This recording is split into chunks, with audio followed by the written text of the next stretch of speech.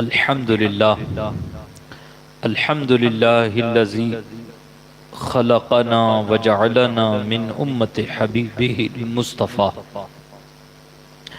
والصلاة والسلام علی ہادی الصراط الحکمت والہدى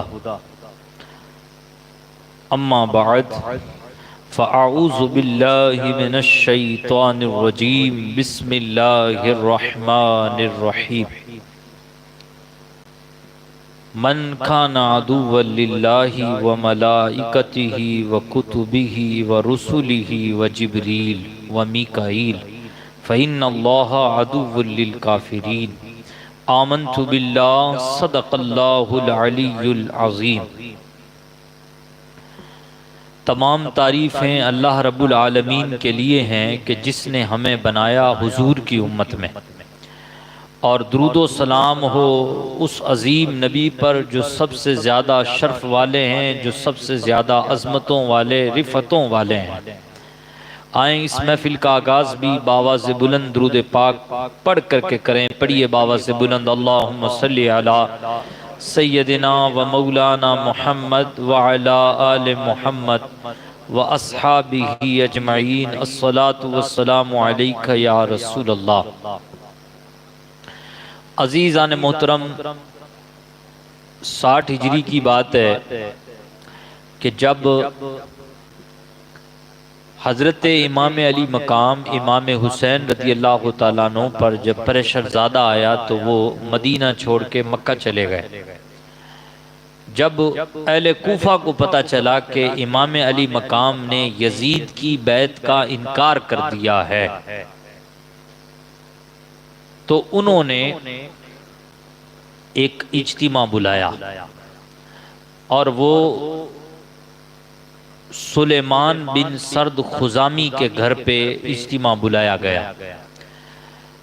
کوفہ یہاں حضرت مولا علی کے دیوانوں کا ایک گڑھ تھا، اور اس وقت بھی ان کو لوگ شیعان مولا علی کہا کرتے تھے، یعنی گویا کہ شیعوں کا ایک اچھا خاصا یہاں پر بسیرا تھا۔ اور پھر مولا علی شیر خدا کے دور میں جب آپ خلیفۃ المسلمین اور امیر المومنین تھے تو آپ نے کیپٹل خلافت کا مدینہ سے کوفہ کر دیا تھا، تو آپ بھی کوفہ ہی رہا کرتے تھے۔ پہلے کیپٹل جو تھا خلافت اسلامیہ کا وہ مدینہ شریف تھا، پھر مولا علی نے کوفہ میں کر دیا تھا۔ تو اس وجہ سے مولا علی کے دیوانے یہاں کوفہ میں بہت تھے، اور لیکن جہاں دیوانے شیعان مولا علی تھے یہاں پر، وہاں یہ بات بھی بہت مشہور تھی کہ یہ کوفہ والے جو ہے اہل بیت سے وفا نہیں کرتے، محبت کا دم تو بھرتے ہیں لیکن وفا نہیں کرتے۔ یہ بھی بڑی اہم ترین بات ہے، اور تاریخ نے ہمیں بارہا یہ باتیں سکھاتی ہے کہ جو جتنا زیادہ محبت کا دم بھرتا ہے نا وہ اتنا زیادہ محبت کرتا نہیں ہے۔ یہ اہم ترین بات ہے۔ آپ پھنسیں گے تبھی، اور انہی کے ہاتھوں سے پھنسیں گے جو آپ سے محبت کا زیادہ دم بھرتے ہیں، اور ایسا ہے۔ آپ دیکھیں کل قیامت کے دن منظر یاد کریں، ہم پھنسیں گے اپنی بیوی کے چکر میں، پھنسیں گے اپنی اولاد کے چکر میں، پھنسیں گے مال کی محبت کے چکر میں، پھنسیں گے گھر کے چکر میں، پھنسیں گے۔ یہی وہ لوگ ہیں کہ جن سے ہمیں محبت کا کیا ہے، دعویٰ ہے۔ تو انسان اہل محبت ہی پھنساتے ہیں، اور اہل محبت ہی عموماً جو ہے اس طریقے کے معاملات کرتے ہیں۔ لیکن ان کی جو بے وفائی تھی وہ بھی بہت مشہور تھی، اور جو بڑے بڑے صحابہ تھے جنہوں نے یزید کی بیعت کا انکار کر دیا تھا وہ بھی مکہ میں تھے۔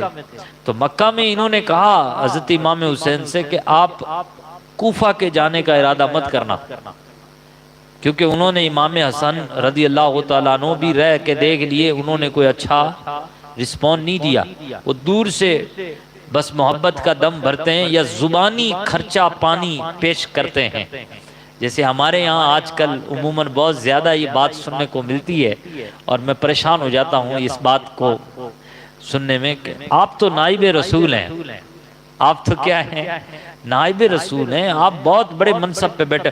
اب اگر ایک امام بندہ بہت بڑے منصب پہ بیٹھا ہوا ہے تو پھر اس کی بات بھی تو مانی جائے نا۔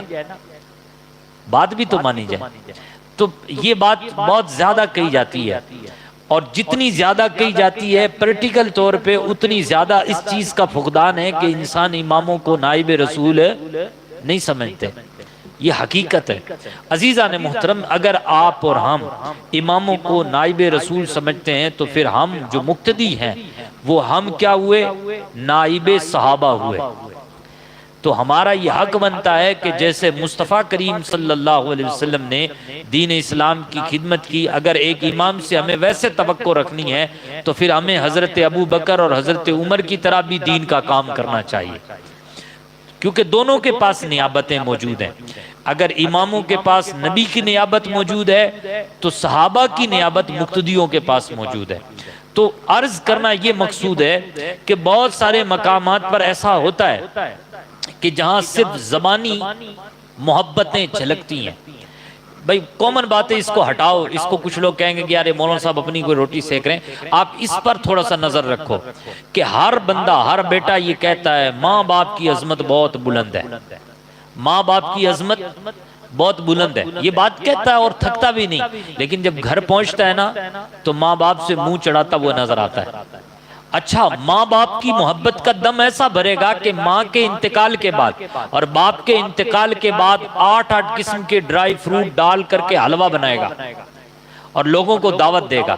یہ دکھانے کی کوشش کرے گا کہ میں اپنی ماں سے کتنی محبت کرتا ہوں، اس لیے میں نے 10واں کیا تو اتنا عالی شان کیا، 20واں کیا تو اتنا عالی شان کیا ہے. عزیزان محترم، یہ صرف محبت زبانی ہے.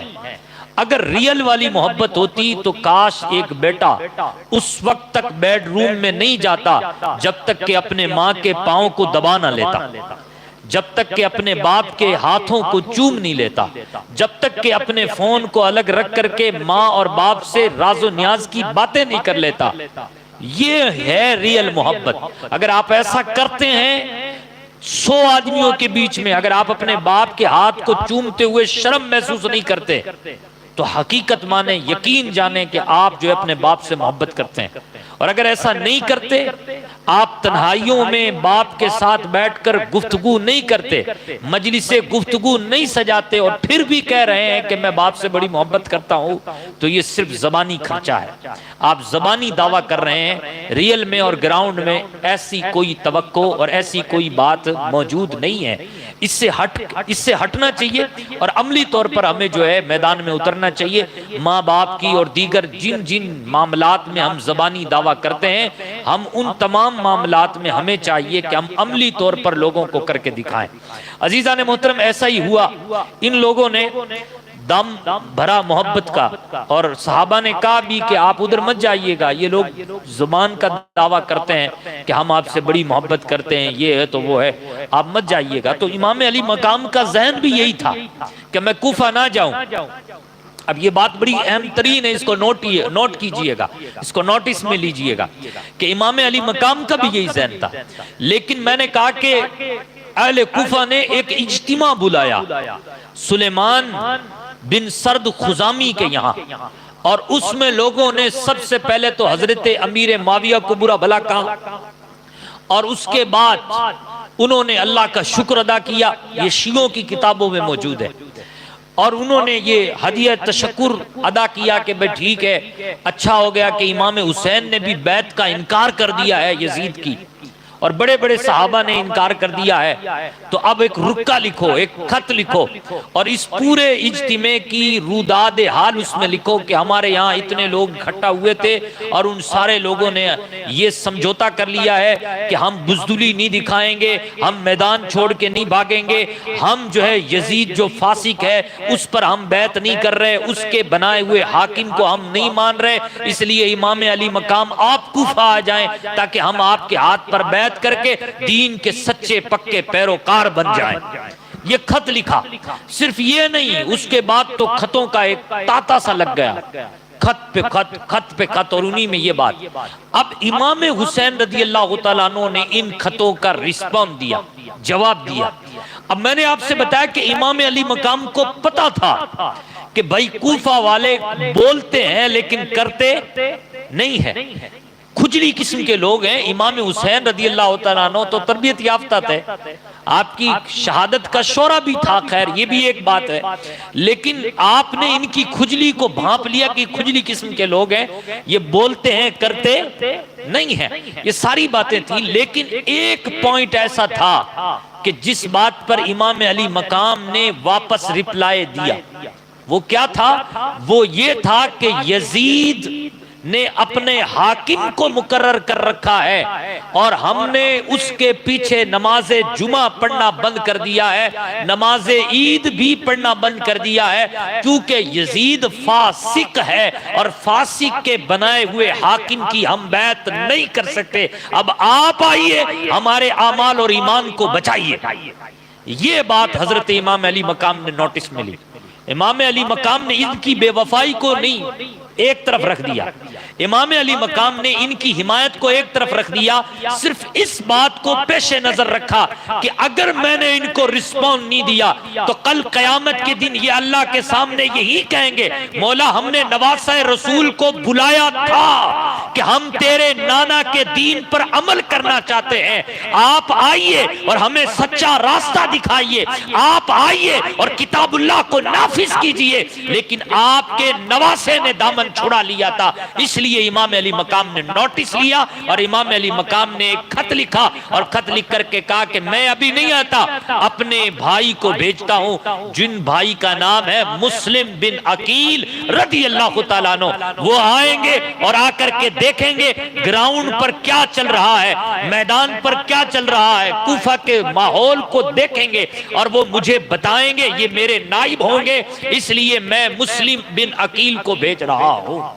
تو حضرت مسلم بن عقیل کو بھیجا اور ان کے ساتھ یہ خط دے کر کے بھیجا, اور آپ نے اس خط میں یہ بات برسرے بہترین انداز میں لکھی اور کہا اللہ کی قسم وہ حاکم نہیں جو اللہ کی کتاب کو مردوں کے درمیان نافذ نہ کرے, بلکہ حاکم وہ ہوتا ہے جو اللہ کی کتاب کو مردوں اور لوگوں کے درمیان عدل کے ساتھ نافذ کر دے. اس لیے تم نے اچھا فیصلہ کیا ہے, تم اسی کو حاکم بنانا جو کتاب اللہ عز و جل کو لوگوں کے درمیان عدل کے ساتھ نافذ کر دے. عزیزان محترم, یہ حضرت امام علی مقام رضی اللہ تعالیٰ عنہ نے اسی بات کے پیش نظر کہ کتاب اللہ کے جو احکام ہیں, جو اللہ کے احکامات ہیں, وہ لوگوں کے درمیان عدل کے ساتھ نافذ کر دیے جائیں.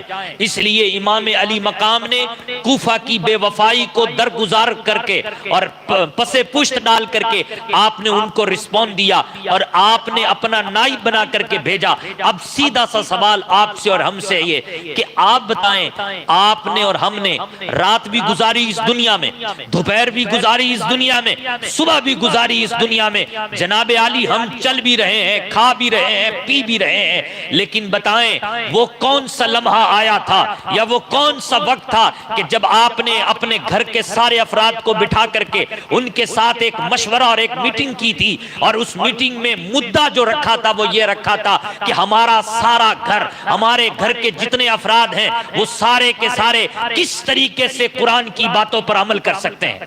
کیا کوئی دن ایسا آیا ہے؟ اے حسینیوں, آپ سے میں پوچھتا ہوں, آپ اپنے ضمیر سے پوچھو, کیا کبھی کوئی دن ایسا آیا ہے جس دن آپ نے اپنے بچوں کو بھی بٹھایا ہو, اپنی بیوی کو بھی بٹھایا ہو, گھر کے تمام افراد کو بٹھا کر کے آپ نے ان کے ساتھ مشورہ کیا ہو کہ ہمیں اپنے گھر میں, ہماری گھر میں تو چلتی ہے, محلے میں تو نہیں چلتی, لیکن گھر میں تو چلتی ہے کہ نہیں, ہمارے مرضی سے ٹی ویاں لگتی ہیں, ہماری مرضی سے فرنیچر لگتا ہے, ہماری مرضی سے مکانات بنتے ہیں, ہماری مرضی سے جناب عالی رنگ و روغن ہوتا ہے, ہماری مرضی سے رومز بنتے ہیں, بیڈ رومز بنتے ہیں. جب گھر کے تمام معاملات ہماری مرضی سے ہو رہے ہوتے ہیں تو کیا کوئی ایک دن بتائیے کہ جس دن آپ نے اپنے سارے افراد کو بٹھا کر کے ان سے یہ پوچھا ہو, آؤ چلو ہم اس پر مشورہ لیتے ہیں اور اس پر میٹنگ کرتے ہیں کہ قرآن کے احکامات پر ہم سارے مل کر عمل کیسے کریں. کوئی دن ایسا آیا ہے؟ نہیں آیا۔ اگر آیا ہوتا تو سب سے پہلے ترجمہ قرآن لے کر کے بیٹھتے، الحمدوں سے شروع کرتے کہ بیٹا سن اللہ یہ کہہ رہا ہے، بیٹا سن اللہ غیبت کرنے سے منع کر رہا ہے، بیٹا سن اللہ حسد کرنے سے منع کر رہا ہے۔ لیکن جناب محرم آتا ہے تو خوب چلا کے کہتے ہیں ہم حسینی ہو۔ کیوں بنے ہو حسینی؟ دلیم کھانے کے لیے، کھیچڑا کھانے کے لیے، سبیل پینے کے لیے حسینی بن گئے، جھنڈا لگا لیا اور حسینی بن گئے۔ لیکن حسینی وہ ہے، حقیقتاً وہ ہے جو قرآن اللہ کی کتاب کو اپنے گھر میں نافذ کرتا ہے۔ اس لیے وہ پہلی فرصت میں حسینی بناؤ، اور حسینی بننے کا جو پہلا راستہ وہ یہی ہے کہ آپ اور ہم اپنے اپنے گھروں میں اس اللہ کی کتاب کو اپنے گھروں میں نافذ کریں۔ یہ اللہ کی کتاب ہمارے گھروں میں نافذ نہیں ہے، اس قرآن کے مطابق ہمارے روزانہ کے معاملات طے نہیں ہوتے۔ ہم تجارت بھی کرتے ہیں، اس کے مطابق نہیں کرتے، ہم فیصلے کرتے ہیں، اس کے مطابق نہیں کرتے۔ کریں تب نہ جب ہمیں قرآن کا پتہ ہو۔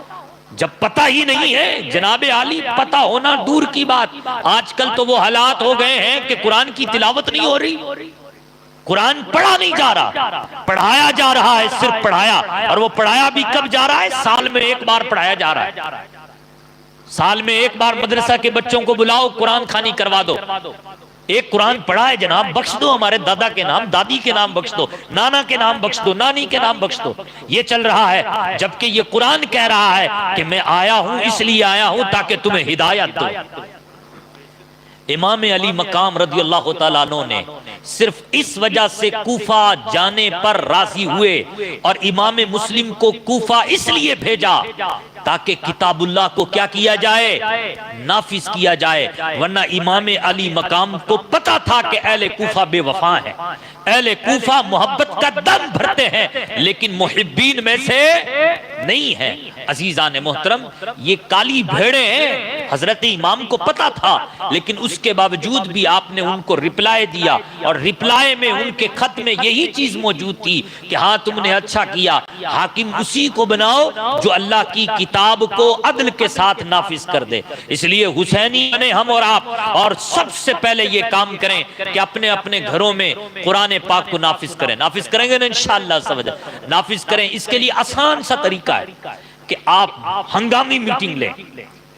آپ سوچیں کہ بہت کچھ ہمارا ختم ہو گیا ہے، آپ ہنگامی میٹنگ لیں اور پہلی فرصت میں ہوم منسٹر سے مشورہ لیں کہ ہمیں جو ہے قرآن سمجھنا ہے، کیسے کرنا ہوگا۔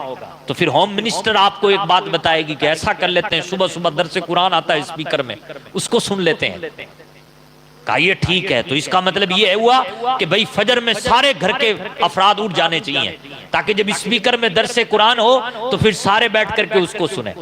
پھر دوسرا ایک مشورہ نکلے گا، بچہ ہوگا تو وہ انٹیلیجنٹ ہوگا، وہ کہے گا ابا اس میں کیا بات ہے، کنزول ایمان لے کے آؤ، ترجمہ قرآن میں پڑھتا ہوں تم سب سنو، اور جہاں بات سمجھ میں نہیں آئے گی ٹک لگا لیں گے، مولانا صاحب سے جا کے پوچھ لیں گے کہ اس کا مطلب کیا ہے۔ اس طریقے سے ہنگامی میٹنگ آپ اور آپ آج جاتے ہی کریں، گھر میں جیسے ہی جائیں ہنگامی میٹنگ کریں۔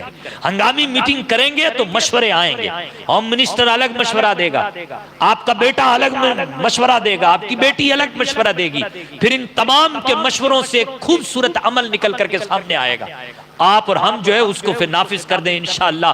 گھر میں جو ہے کم از کم گھر میں تو کتاب اللہ نافذ ہو۔ اب آزادی ہے، یاد رکھیں اب آزادی ہے۔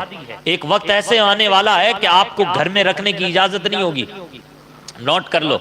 اگر ہمارا یہی طریقہ رہا نا جیسے ابھی ہم چل رہے ہیں، مسلمان حسینی کہتے تو ہیں اپنے آپ کو لیکن عملی طور پہ حسینی ہے نہیں، اگر ہمارا یہی طریقہ کار رہا تو زمانہ کروٹیں بدل رہا ہے۔ تلک الایام نداولھا بین الناس، یہ دن ہے جو لوگوں کے درمیان بدلتے رہتے ہیں اور واقعی میں بدل رہے ہیں۔ ایک وقت ایسا آنے والا ہے کہ آپ کو رکھنے کی اجازت نہیں ہوگی، آپ کو آتنکوادی گھوشت کر دیا جائے گا کہ تم نے قرآن رکھا ہے گھر میں، تم آتنکوادی ہو۔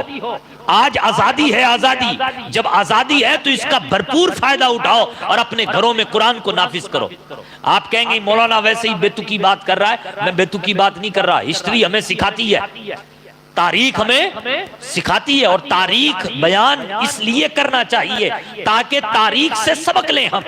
تاریخیں ہمیں سکھا رہی ہیں، بڑے بڑے شہر جو مرکز تھے اسلام کے، اور جب وہ آزاد تھے تو سبحان اللہ قرآن سے غفلت برتتے تھے، لیکن جب وہ غلام بنے تو ان کو قرآن رکھنے پر پابندی لگا دی گئی، ان کے اذان پر پابندی لگا دی گئی، ان کی نمازوں پر پابندی لگا دی گئی۔ بڑے بڑے شہر، بخاری شریف لکھنے والے امام بخاری جس شہر کے تھے، امام مسلم شریف لکھنے والے، قرآن کے بعد سب سے افضل ترین کتاب ہے بخاری شریف، اس کا مصنف جس شہر میں پیدا ہوا، آپ اندازہ لگا اس شہر میں دین کتنا ہوگا۔ لیکن اس شہر میں ایک وقت ایسا آیا کہ قرآن پر پابندی تھی، نماز پر پابندی تھی، صوم و صلات پر پابندی تھی، دین کی بات نہیں کر سکتے اس بات پر پابندی تھی۔ تو آج موقع ہے، غنیمت ہے کہ آپ اور ہم جو ہے اللہ کو راضی کر لیں۔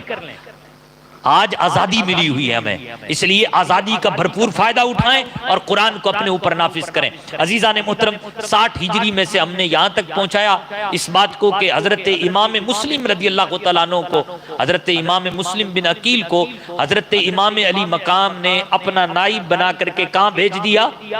کوفہ بھیج دیا۔ اب کیوں بھیجا جبکہ پتا تھا کہ کوفہ والے بے وفا ہیں؟ تو وہ نقطہ آپ نے ذہن میں بٹھا لیا نا، وہی اصلاح کا پہلو ہوگا ہمارے لیے انشاءاللہ۔ وہی جو ہے نا ایک نقطہ کہ امام مسلم سب کچھ جانتے ہوئے امام مسلم کو نائب بنا کر امام علی مقام نے بھیج دیا، اس لیے بھیجا تاکہ اللہ کی کتاب کو نافذ کیا جا سکے اور کل قیامت کے دن جواب دینا آسان ہو جائے۔ عزیزان محترم، یہ نقطہ بہت اہم ترین ہے، ہم انشاءاللہ عز و جل کل پھر اسی سے گفتگو کا سلسلہ جاری و ساری رکھیں گے۔ ابھی ہم آپ کو لے چلتے ہیں 13 ہجری میں۔ درود پاک پڑھیں، اللہم صلی علی سیدنا و مولانا محمد وعلی آل محمد و اصحابہ اجمعین۔ 60 ہجری کو سمجھنے کے لیے سب سے بہترین یہ ہے کہ آپ پہلے کی ہجریوں کو سمجھیں کہ اس میں ہوا کیا تھا۔ تو اب آپ 60 ہجری کا یہ واقعہ سننے کے بعد 13 ہجری میں چلے جائیں۔ 13 ہجری میں کیا ہے جناب؟ 13 ہجری میں 22 جمادی الاخری ہے، اور 22 جمادی کو حضرت ابو بکر خلیفۃ المسلمین کا وصال ہو گیا ہے۔ وصال ہونے سے پہلے حضرت ابو بکر صدیق نے حضرت عثمان سے پوچھا، حضرت عبد الرحمن بن عوف سے پوچھا، حضرت زبیر سے پوچھا، ان ساروں سے پوچھا کہ میرے بعد خلیفہ عمر ابن خطاب کیسے رہیں گے؟ سب نے کہا کہ ٹھیک رہیں گے سرکار۔ آپ نے بہت اچھا سوچا ہے، وہ دل کے بڑے صاف ستھرے ہیں، بہت اچھا سوچا ہے۔ تو آپ نے پھر نصیحت لکھی کہ میرے بعد جو خلیفہ ہوں گے وہ عمر ابن خطاب ہوں گے رضی اللہ تعالیٰ عنہ، تم ان کو مضبوط کرنا اور اسلام کو مضبوط کرنا، اور تب تک جب تک کہ یہ شریعت پر چلتے رہیں، اور اگر یہ شریعت سے ہٹ جائیں تو پھر اللہ پاک ظالموں سے حساب لینے والا ہے، میں بری ذمہ ہوں۔ دیکھیں آپ، یہی تو ہے خلیفۃ المسلمین کہ آپ نے جو ہے نا جاتے جاتے اپنے بیٹے کے نام سے وصیت نہیں کی کہ بھئی میرا بیٹا بیٹھے گا۔ ہمارے ہاں تو جناب علی چھوٹی سی مسجد بنا لیں نا لوگ، یہ چھوٹا سا مدرسہ بنا لیں، یہ جناب چھوٹی سی خانگاہ بنا لیں، خانگاہ، تو پھر وہاں جو ہے نا بیٹا ہی وارث بنتا ہے۔ میرے بعد بیٹا بیٹھے گا تو اس کے بعد پوتا بیٹھے گا تو اس کے بعد پڑپوتا بیٹھے گا، یہی چلتا ہے یہاں۔ لیکن نہیں، جو دین کے سچے پیروکار تھے انہوں نے اپنے بیٹے کو وارث نہیں بنایا، بلکہ اس کو وارث بنایا جو زیادہ قابل تھا۔ حضرت عمر بن خطاب کو قابل سمجھا اور قابل تھے ہی، آپ نے فرمایا کہ میرے بعد عمر خلیفہ رہیں گے۔ تو جب حضرت ابو بکر صدیق رضی اللہ تعالیٰ عنہ نے مشورے سے یہ نام زد کیا، صحابہ سے پہلے مشورے لیا، مشورے میں یہ بات نکلی کہ عمر بہت اچھے رہیں گے، تو پھر آپ نے اپنی وصیت نامے میں یہ نام لکھ دیا، اور حضرت ابو بکر صدیق کے وصال کے بعد تمام لوگوں نے حضرت عمر بن خطاب پر بیعت کر لی، سب نے بیعت کر لی، اور حضرت عمر بن خطاب خلیفۃ المسلمین بن گئے، امیر المومنین بن گئے، مسلمانوں کے دوسرے خلیفہ حضرت عمر بن خطاب بن گئے۔ آپ کا عدل، آپ کی شجاعت بڑی بے مثال تھی، آپ بڑے عظیم تھے، سبحان اللہ، اتنے عظیم کہ اس کی مثال اس دنیا میں نہیں ملتی۔ یہ رجسٹر ہوگا دینا۔ درود پاک پڑھیں، اللہم صلی علی سیدنا و مولانا محمد و بارک وسلم صلاۃ و سلام علیک یا رسول اللہ۔ بڑے عظیم صحابی تھے حضرت عمر بن خطاب رضی اللہ تعالیٰ عنہ۔ حضرت عمر بن خطاب رضی اللہ تعالیٰ عنہ کے بارے میں آتا ہے کہ آپ بڑے پائے کے اور بڑی عظیم سلطنت کی۔ حضرت عمر کی خلافت کا جو سلسلہ چلا وہ 10 سال تک چلا۔ 10 سال تک آپ مسلمانوں کے خلیفہ رہے، سبحان اللہ، اور 10 سال تک آپ نے سلطنت اسلامیہ کو اتنا پھیلا دیا کہ جس کا کوئی انسان وہم و گمان نہیں کر سکتا۔ بڑے بڑے سلطان، بڑے بڑے لوگ جو ہے آپ کے سامنے طفل مکتب کے بچے نظر آتے ہیں کہ حضرت عمر کتنی بلند و بالا شان ہے۔ اور ہو بھی کیوں نہ، ہمارے مصطفیٰ، ہم سب کے آقا و مولا حضور احمد مجتبی محمد مصطفیٰ حضرت عمر کے بارے میں کہتے ہیں، فرماتے ہیں لو کان بعدی نبی لکان عمر بن الخطاب، اگر میرے بعد کوئی نبی ہوتا تو وہ عمر ابن خطاب ہوتا۔ جس کو حضور یہ کہیں کہ میرے بعد کوئی ہوگا نہیں نبی، لیکن اگر ہوتا تو کون ہوتا؟ عمر ابن خطاب ہوتا۔ دوسرے مقام پہ حدیث مصطفیٰ ہے جو مشکات شریف میں موجود ہے، مصطفیٰ کریم فرماتے انی لانظر الی شیاطین الجن والانس قد فروا من عمر، جب کوئی شیطان چاہے وہ جناتوں میں ہو یا انسانوں میں ہو، جب عمر کو دیکھتا ہے تو عمر سے بھاگ جاتا ہے۔ شیطان کا کام ہے ورگلانا، شیطان کا کام ہے دھوکہ دینا، لیکن مصطفیٰ فرما رہے ہیں کہ شیطان چاہے جنات ہو یا انسان ہو عمر سے بھاگتا ہے، عمر کو دیکھ کے راستہ تبدیل کر دیتا ہے۔ اسی طریقے سے مصطفیٰ کریم نے ایک مقام پہ فرمایا ان اللہ جعل الحق علی لسان عمر وقلبی، بے شک اللہ نے عمر کی زبان پر اور عمر کے دل پر حق کو جاری کر دیا ہے۔ عمر کے دل میں بھی حق ہے اور عمر کی زبان پر بھی کیا ہے؟ حق ہے۔ ایک بار مصطفیٰ کریم صلی اللہ علیہ وسلم نے خواب دیکھا، نبی کا خواب حجت ہوتا ہے، اللہ اکبر، نبی نے خواب دیکھا کہ کسی کا کرتا سینے تک ہے، کسی کا ٹکنوں تک ہے، کسی کا گٹوں تک ہے، لیکن عمر کا کرتا اتنا نیچے ہے کہ زمین سے گھسک رہا ہے، زمین سے لگ رہا ہے۔ صحابہ نے کہا یا رسول اللہ اس کی تعبیر کیا ہے؟ تو مصطفیٰ نے فرمایا اس کی تعبیر دین ہے۔ مطلب یہ کہ عمر مکمل طور پہ دین ہے۔ اور بریلی کا کلندر کہتا ہے فاریق حق و باطل امام الہدا، تیغ مسلول شدت پہ لاکھوں سلام، ترجمان نبی ہم زبان نبی، جان شان عدالت پہ لاکھوں سلام۔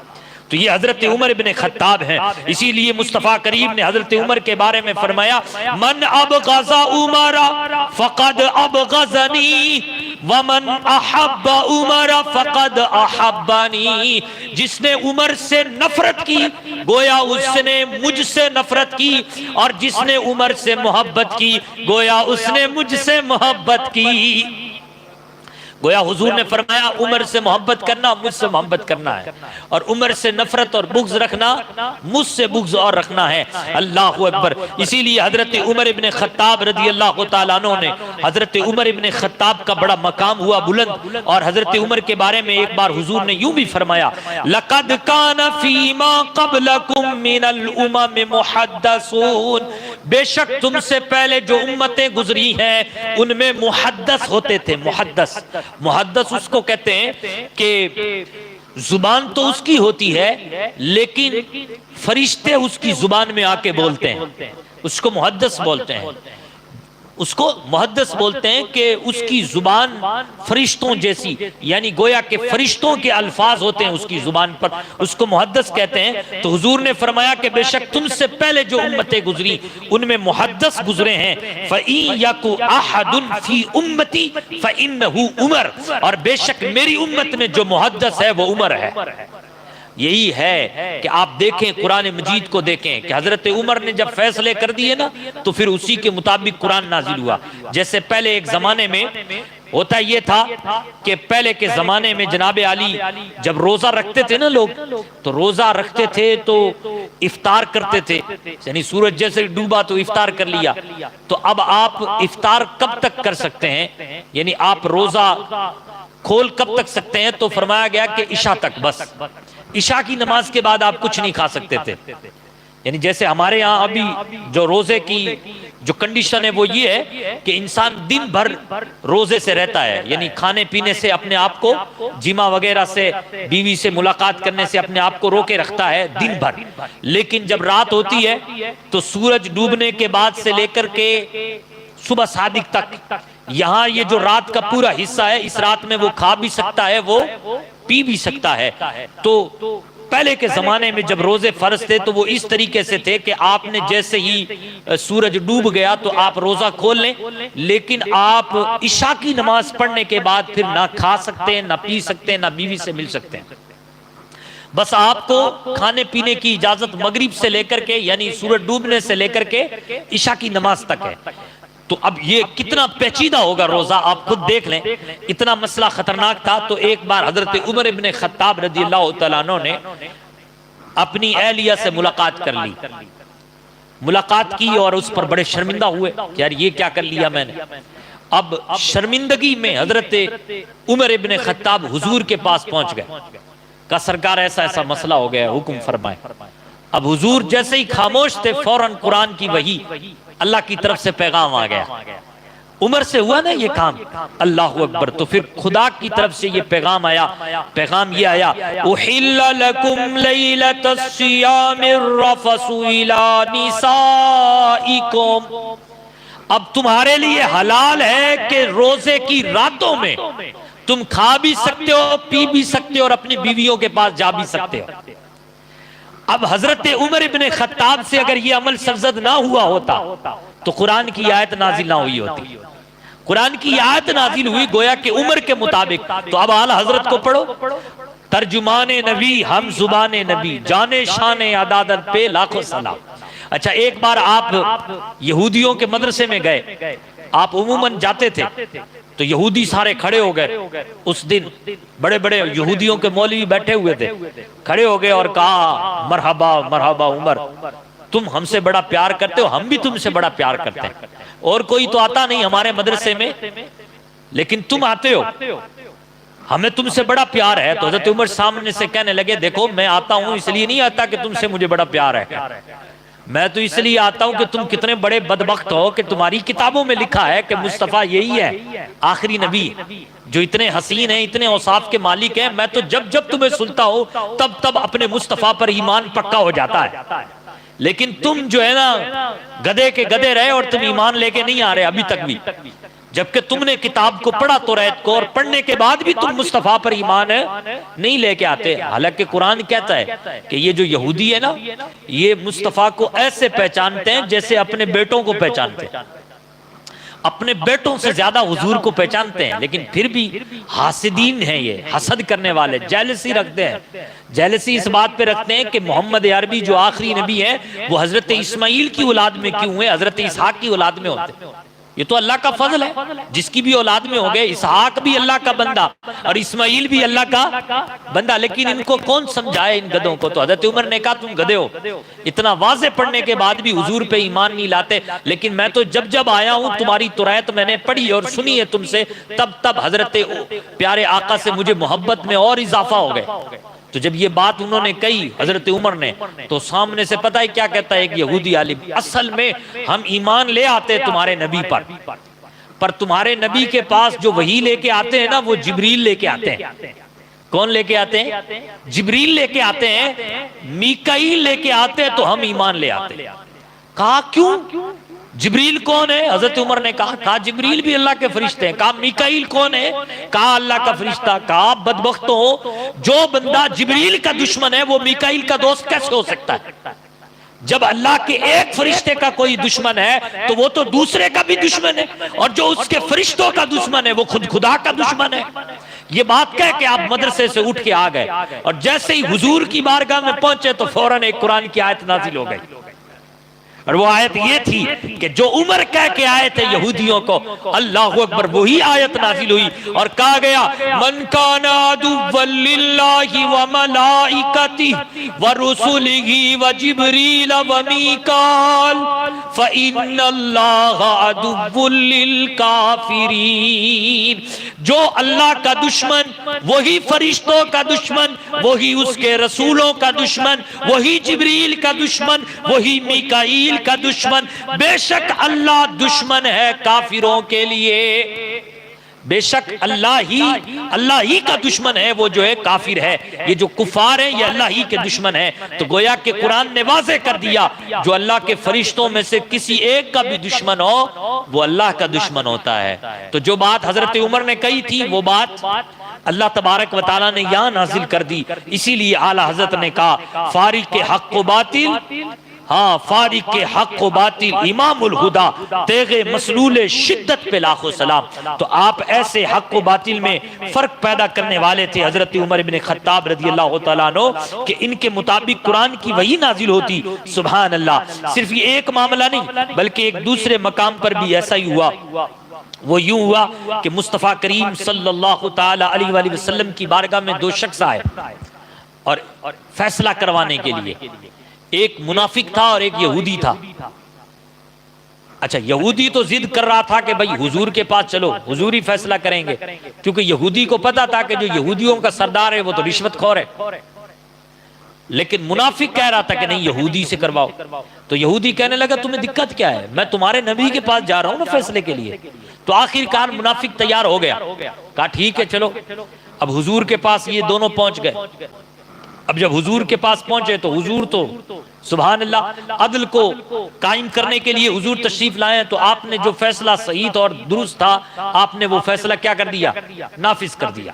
آپ نے فرمایا کہ بھئی اس پہ تو حق یہودی کا ہے، تمہارا نہیں ہے، یہ حق یہودی کو دے دو. آپ نے جو فیصلہ تھا وہ کر دیا. اب جیسے ہی منافق باہر نکلا اور وہ یہودی باہر نکلا اور حضور کے در سے یوں گلی تک آ گئے تو گلی میں آ کے منافق کہنے لگا کہ ایسا ہے یہ تو حضور نے فیصلہ کیا ہے، ہم عمر سے فیصلہ کروائیں گے. ہم کس سے فیصلہ کروائیں گے؟ عمر سے. کیونکہ حضرت عمر تھوڑے سخت تھے تو منافق یہودی نے جو ہے نا یہودی کو ڈرایا کہ ہم تو عمر سے فیصلہ کروائیں گے. اب یہ یہودی بھی تھوڑا سکتے میں آ گیا کہ یار تم نے نبی سے فیصلہ کروا لیا پھر عمر سے فیصلہ کروائے گا، کہ ہاں نہیں ہم وہاں فیصلہ کروائیں گے. کہا ٹھیک ہے بھائی چل. اب یہ دونوں پہنچ گئے. یہودی نے حضرت عمر ابن خطاب کو بھڑتے ہی ایک بات کہہ دی کہ جس فیصلے کو کرنے آپ جا رہے ہیں اس فیصلے کو مصطفیٰ نے کر دیا ہے اور ایسا ایسا کر دیا ہے، لیکن یہ تمہارا دوست ماننے کو تیار نہیں ہے. کہا حضور نے کر دیا فیصلہ؟ کہا حضور نے کر دیا. کہا ٹھیک ہے رکو پھر میں بھی فیصلہ کرتا ہوں.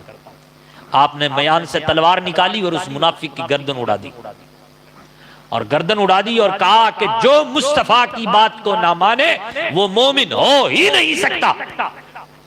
وہ مصطفیٰ کا گستاخ ہے اور حضور کے ساتھ ارتداد کر رہا ہے. اور جو حضور کے ساتھ اتنی کھلم کھلا انداز میں ارتداد کرے گا عمر کے سامنے اگر وہ آئے گا تو اس کی سزا یہی ہے جو اس کی ہے. یہ کہہ کر کے اس کی گردن اڑا دی. اب پوری گلی میں پورے مدینے میں عام ہو گیا عمر نے ایک کلمہ گو کا قتل کر دیا.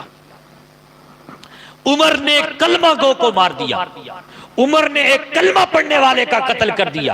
حضور تک بات پہنچی. حضور نے کہا میرا عمر تو ایسا کر ہی نہیں سکتا، میرا عمر تو ایسا کر ہی نہیں سکتا، پر ایسا کیسے ہو گیا؟ اللہ اکبر. جب حضور نے یہ بات کہی تو اتنے میں خدا کی طرف سے یہ پیغام آیا. وہ پیغام یہ تھا فَلَا وَرَبِّكَ لَا يُؤْمِنُونَ حَتَّى يُحَكِّمُوكَ. اے میرے حبیب تیرے رب کی قسم مومن وہ ہو ہی نہیں سکتا جو آپ کے فیصلے کو نہ مانے.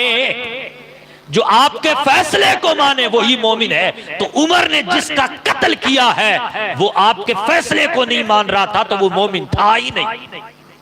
تو دیکھیے عمر کے فیصلے کے مطابق قرآن کی آیت نازل ہوئی کہ نہیں ہوئی؟ تو اعلیٰ حضرت نے صحیح بات کہی فاریق حق و باطل امام الہدا تیغ مسلول شدت پہ لاکھوں سلام ترجمان نبی ہم زبان نبی جانے شان عدالت پہ لاکھوں سلام. ایسے اور بھی کئی مقامات ہیں. یہاں پر ہم بس بات کو اختصار کے ساتھ سمیٹتے ہیں. اور حضرت عمر ابن خطاب نے 10 سال تک حکومت کی. 10 سال اور کچھ مہینے تک 23 ہجری میں آپ کا وصال ہوا.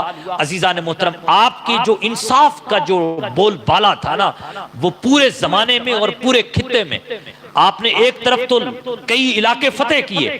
یہ مسجد اقصی تب ہی فتح کی گئی اور مدائن وغیرہ یہ بھی اسی وقت جو ہے مسلمانوں کی سلطنت میں آئے.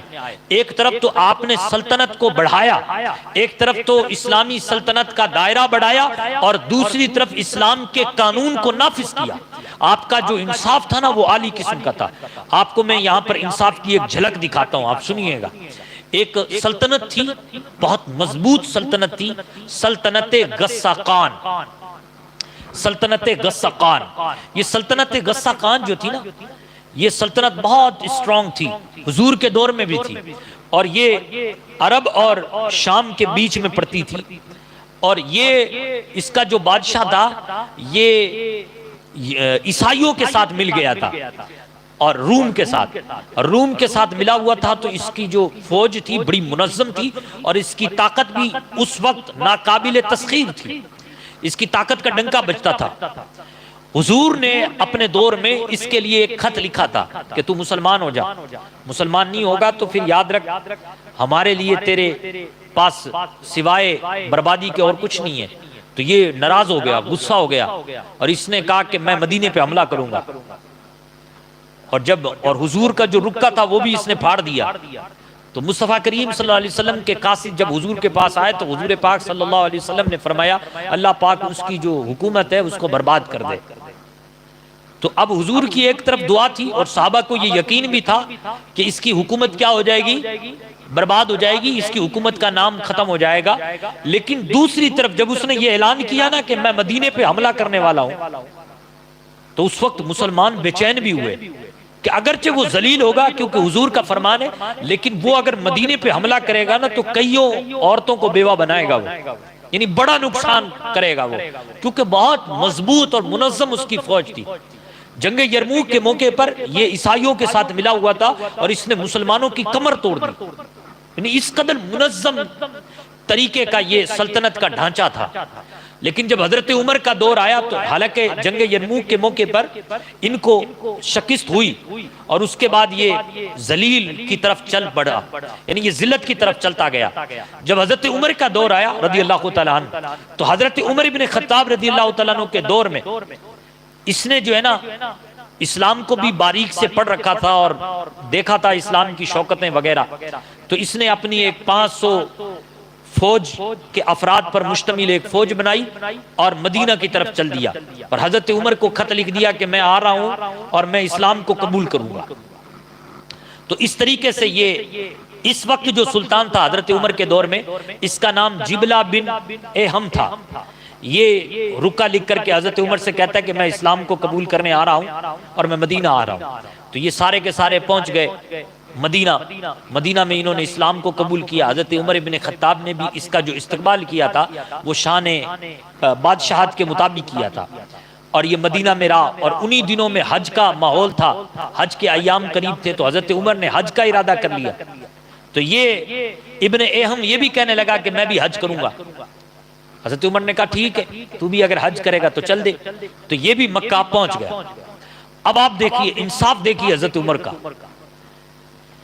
انصاف کا عالم یہ تھا کہ جب یہ ابن ایہم جو غساقان کا بادشاہ تھا یہ طواف کر رہا ہے، اور طواف کے دوران ایک دیہاتی عربی اس کا پاؤں اس کی چادر پہ پڑ گیا، اور چادر پہ پڑا تو اس کی چادر اس کے کندھوں سے نیچے اتر گئی.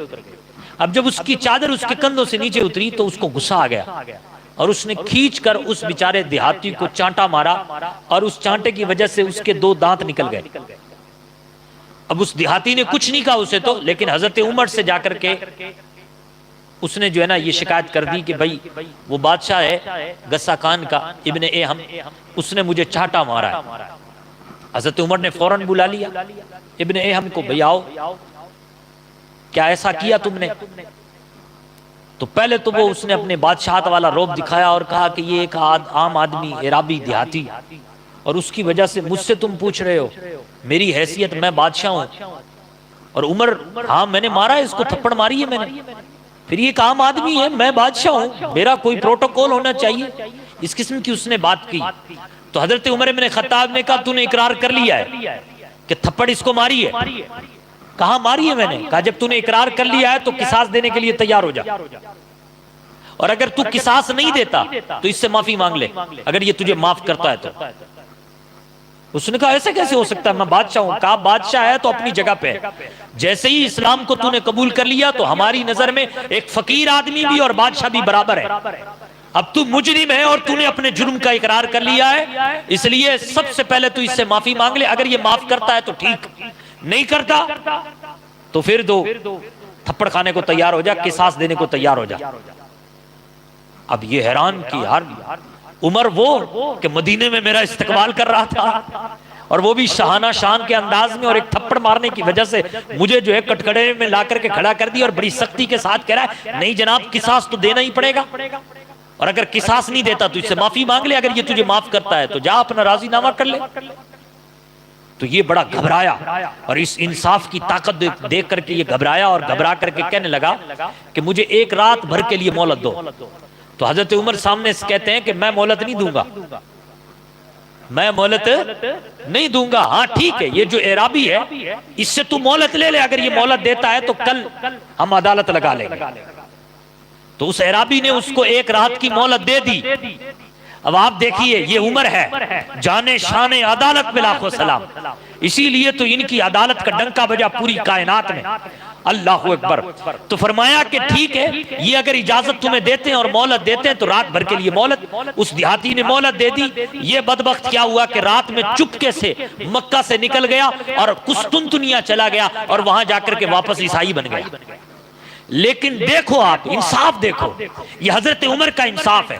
صرف یہی نہیں اور بھی کئی مواقع ایسے ہیں۔ میں آپ کو حیرت کی بات بتاؤں کہ حضرت عمر اور حضرت ابی بن کعب کے درمیان کوئی مسئلہ ہو گیا، اور یہ اس وقت ہوا کہ جب حضرت عمر ابن خطاب امیر تھے، خلیفہ تھے، تو خود کو اپنے آپ کو پیش کر دیا حضرت زید بن ثابت کے یہاں، ان کو جج بنایا اور خود کو مجرم بنایا۔ اب آپ دیکھیے اندازہ لگائیے، ایک خلیفہ امیر المومنین خلیفۃ المسلمین ابی بن کعب کے ساتھ جا کر کے اپنے آپ کو پیش کر دیا اور زید بن ثابت سے کہتے ہیں ہمارا یہ مسئلہ ہے، ان کا یہ دعویٰ ہے، میرا یہ دعویٰ ہے، آپ فیصلہ کیجئے اور ہم میں کون سچا ہے کون جھوٹا ہے۔ تو اس وقت حضرت زید بن ثابت نے یہ کہہ دیا، ایک جگہ کو خالی کرتے ہوئے کہا کہ امیر المومنین آپ ادھر آ جائیے، امیر المومنین ہے نا تو ان کو عزت والی جگہ پہ بلانا چاہا۔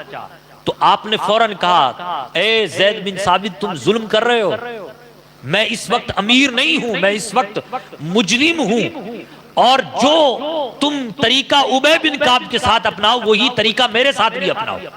تو حضرت امیر المومنین ابی بن کعب کے ساتھ بیٹھے اور حضرت زید بن ثابت نے فیصلہ کیا جو اپنے لیے بھی یہی تعویل رکھتا ہو۔ اور جب آپ کا مثال ہونے لگا نا تو لوگوں نے کہا کہ آپ ایسا کیجئے کہ خلیفہ مقرر کر دیجئے۔ فجر کی نماز جب آپ پڑھا رہے تھے تو آپ پر حملہ کیا نماز کی حالت میں، اور کئی دن تک آپ بستر علالت پر رہے، اور پھر آخر میں آپ کا وصال ہو گیا۔ تو لوگوں نے کہا کہ آپ نصیحت کر دیجئے، وصیت کر دیجئے۔ تو کسی نے یہ بھی کہا کہ آپ اپنے بیٹے کے نام وصیت کر دیجئے۔ تو اس وقت حضرت عمر ابن خطاب کے جملے تھے کہ ظالم تو مجھے مارے گا، کیا میں اپنے بیٹے کے نام وصیت کر کے جاؤں؟ کیا ان سے بڑے بڑے صحابہ موجود نہیں ہیں جو خلافت کو سنبھالے؟ تو میں اپنے بیٹے کے نام سے وصیت نہیں کر سکتا، جبکہ ان کے بیٹے حضرت عبداللہ ابن عمر بڑے قابل ہیں، بہت قابل ہیں، لیکن اپنے بیٹے کے نام وصیت نہیں کی۔ جب ایسے لوگ تھے تو سبحان اللہ اس وقت اسلام کا بول بالا تھا، اسلام کا ڈنکا تھا۔ تو گویا کہ اسلام تو کل بھی عزت والا تھا، آج بھی ہے، قیامت تک رہے گا۔ اسلام کے ماننے والے جب عزت والے ہو جاتے ہیں تو پھر اسلام کو بھی سرخرو ہوتا ہے اور پھر مسلمان بھی سرخرو ہوتے ہیں۔ تو اس لیے ہم سب کی یہ ذمہ داری بنتی ہے کہ ہم چھوٹے پیمانے پر اپنے اپنے حساب سے عدل کو قائم کریں۔ حضرت عمر بن خطاب کے تاریخ کے گوشے بہت سنہرے ہیں۔ آپ نے جب خلافت سنبھالی تو رات کو سوتے نہیں تھے، گشت کیا کرتے تھے، دیکھتے تھے کہ کون پریشان ہے، پریشان حال ہے، کون نہیں ہے۔ اس سے یہ پتہ چلتا ہے ان مسلمان لیڈروں کو چاہیے کہ وہ مسلمان لیڈر اپنے مسلم معاشرے کو دیکھیں کہ کتنے لوگ جیلوں میں بیچارے ناحق سڑ رہے ہیں۔ آپ نیتا بن کے گھوم رہے ہیں، نیتا بن جاتے ہو اس وقت جب آپ گلیوں میں 100-200 کی بھیڑ چاہیے ہوتے تو آپ پھٹاک سے آگے آ جاتے اور کہتے ہم مسلمانوں کے نیتا ہیں۔ یعنی وہ لوگ سنیں، بڑی توجہ کے ساتھ سنیں، تم کیسے نیتا ہو؟ حضرت عمر ابن خطاب تو امت مسلمہ کا درد رکھتے تھے، رات میں اپنی نیند کو بیدار کر کے گلیوں میں گھومتے تھے۔ کیوں گھومتے تھے؟ یہ دیکھنے کے لیے گھومتے تھے کہ کوئی پریشان حال تو نہیں ہے۔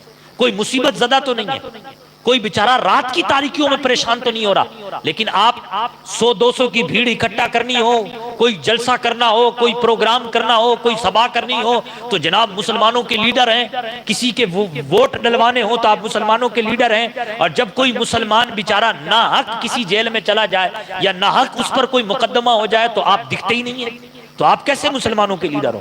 آپ مسلمانوں کے لیڈر نہیں ہو، اس کا مطلب آپ منافق ہو۔ تو مسلمانوں کا لیڈر وہ ہے جو حضرت عمر کی سیرت کو پڑھے۔ جو نوجوان یہاں بیٹھے ہوئے اور جن کے اندر یہ رمق ہے کہ ہم مسلمانوں کے لیڈر بنے، ان سے میری یہ بڑی مؤدبانہ درخواست ہے کہ اگر تمہارے اندر یہ تڑپ ہے، اور ہونے بھی چاہیے کہ تم مسلمانوں کے لیڈر بنو، مسلمانوں کے لیڈر بننے سے پہلے تمہیں چاہیے کہ تم حضرت عمر کی سیرت پڑھو، تم حضرت عمر کی تاریخ کو پڑھو، پھر جا کر کے کسی گلی محلے والے کا لیڈر بنو۔ انشاءاللہ جب تم حضرت عمر کی سیرت پڑھ کر کے تم جب گلی محلے والے کا لیڈر بنو گے، یا پارشد بنو گے، یا وارڈ ممبر بنو گے، یا کوئی اور بنو گے، تو انشاءاللہ بہاریں آئیں گی گلیوں میں، جو ہے نا بہاریں آئیں گی، جناب عالی اور دیگر معاملات میں بہاریں آئیں گی۔ اللہ پاک سے دعا ہے اللہ پاک ہم سب کو ان باتوں پر عمل کرنے کی توفیق عطا فرمائے۔